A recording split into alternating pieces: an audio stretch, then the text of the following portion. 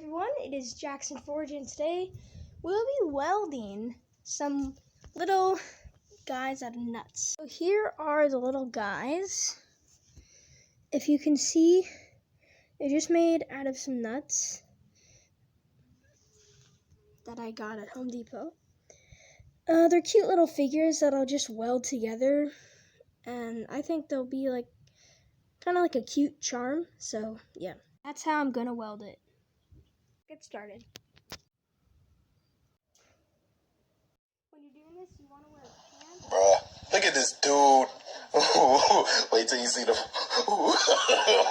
No, no, no, no.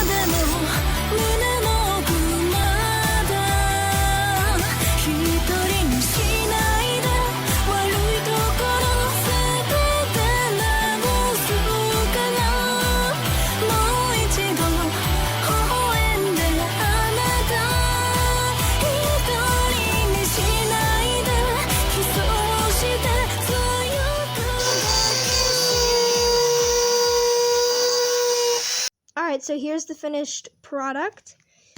I basically just sanded it down with the Dremel to make it a little bit more shinier and to try and get most of the bumps off.